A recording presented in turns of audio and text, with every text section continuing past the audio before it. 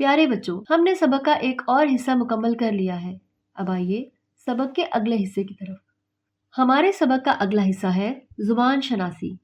سوال نمبر 9، اقراری، انکاریہ اور سوالیہ جملوں کو ایک دوسرے میں تبدیل کریں۔ پیارے بچوں، آپ جملے ایک دوسرے میں تبدیل کر کے جدول مکمل کریں۔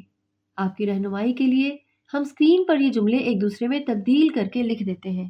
آئیے اب شروع کریں اگلی سرگرمی۔ فی الحال دیے گئے جملے پڑھیں۔ الف، دادا جان ناشتہ کر رہے ہیں۔ ب، ادریس ہر روز نماز پڑھتا ہے۔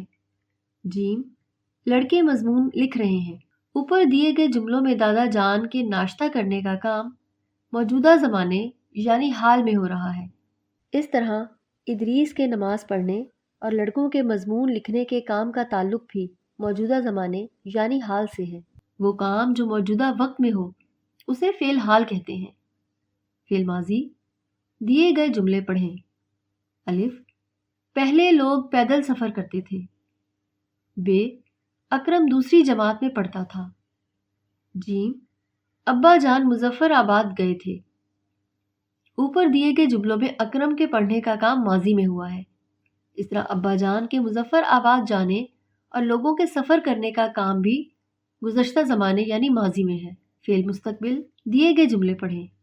الف، طلبہ کل اسکول جائیں گے۔ ب، فاروق اعلیٰ تعلیم حاصل کرے گا۔ جیم، ابو جان اگلے ہفتے راولا کوٹ جائیں گے۔ اوپر دیے گئے جملوں میں طلبہ کے اسکول جانے کا کام ابھی ہوا نہیں بلکہ مستقبل میں ہوگا۔ اس طرح فاروق کا اعلیٰ تعلیم حاصل کرنے اور ابو جان کے راولا کوٹ جانے کے کام کا تعلق بھی آنے والے زمانے یعنی مستقبل سے ہے۔ سوال نمبر 10، مثال کے مطابق جملوں کو زمانہ حال، ماضی اور مستقبل کے لحاظ سے تبدیل کیجیے۔